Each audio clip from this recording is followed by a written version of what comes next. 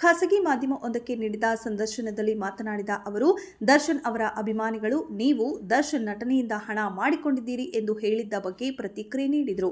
ನಾನು ಚಿಕ್ಕವನಾಗಿದ್ದಾಗ ಅಂದ್ರೆ ಆವಾಗ ನೋಡಿದ್ನಲ್ಲ, ಅಷ್ಟು ದುಡ್ಡನ್ನ ದರ್ಶನ್ ಇವತ್ತಿನವರೆಗೂ ನೋಡಿಲ್ಲ.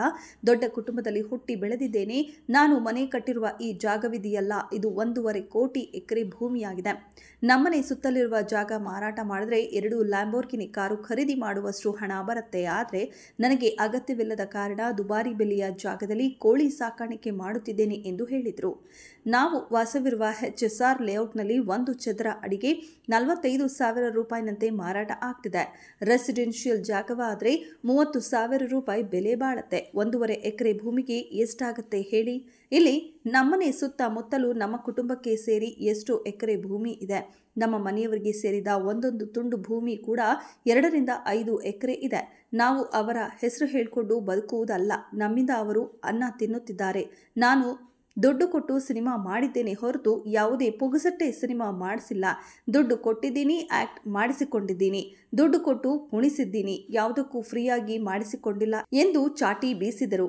ನಾನು ಮಲ್ಲತ್ತಹಳ್ಳಿಯಲ್ಲಿ ಒಂದು ಜಾಗಕ್ಕೆ ಕಾಂಪೌಂಡ್ ಹಾಕಿಸಿಕೊಟ್ಟೆ. ಆ ದಮ್ ಇದ್ದಿದ್ರೆ ಅವರು ಅಭಿಮಾನಿಗಳನ್ನ ಕರೆದುಕೊಂಡು ಕಾಂಪೌಂಡ್ ಹಾಕಿಸಿಕೊಳ್ಳಲಿಲ್ಲ ಅಂತ ಹೇಳಿ. ಈ ವಯ್ಯ ಅಲ್ಲಿ ಯಾರಿಗೋ ಒಬ್ಬರಿಗೆ ಹೊಡೆದಿದ್ರಂತೆ. ಅಲ್ಲಿನ ಜನರು ಇವರನ್ನ ಕಾಲಿಡಲು ಬಿಟ್ಟಿರಲಿಲ್ಲ. ನಾನು ಅಲ್ಲಿ ಹೋಗಿ ನಿಂತುಕೊಂಡು ಮಲ್ಲತ್ತಹಳ್ಳಿ ಜಾಗಕ್ಕೆ ಕಾಂಪೌಂಡ್ ಹಾಕಿಸಿಕೊಟ್ಟಿದ್ದೇನೆ. ಯಾಕೆ ಅವರ ಫ್ಯಾನ್ಸ್ಗೆ ಈ ತಾಕತ್ತು ಇರಲಿಲ್ವೇ? ಫ್ಯಾನ್ಸ್ಗಳು ಹೋಗಿ ಕಾಂಪೌಂಡ್ ಹಾಕಿಸಬೇಕಿತ್ತು. ಅಷ್ಟು ತಾಕತ್ತಿದ್ರೆ ಫ್ಯಾನ್ಸ್ಗೆ ಹೋಗಿ ಬೆಳೆಸಿಕೊಂಡು ಬರಲು ಹೇಳಿ ಎಂದು ಉಮಾಪತಿ ಗೌಡ ಸವಾಲು ಹಾಕಿದ್ರು. ಇನ್ನು ದರ್ಶನ್ ಅಭಿಮಾನಿಗಳು ಮಾಧ್ಯಮಗಳನ್ನ ಕೆಟ್ಟದಾಗಿ ಬೈಯುತ್ತಾ, ಕಾಳಜಿ ಇದ್ದಿದ್ರೆ ನೀವು ರೇಣುಕಾಸ್ವಾಮಿ ಕುಟುಂಬಕ್ಕೆ ನೆರವು ನೀಡಿ ಎಂದು ಹೇಳ್ತಿದ್ದಾರೆ ಎಂಬ ಪ್ರಶ್ನೆ ಬಗ್ಗೆ ಮಾತನಾಡಿ, ನೀವು ಯಾಕೆ ರೇಣುಕಾಸ್ವಾಮಿ ಕುಟುಂಬಕ್ಕೆ ಸಹಾಯ ಮಾಡಬೇಕು? ನಾವು ಕೊಲೆ ಮಾಡಿದ್ದೀವಾ?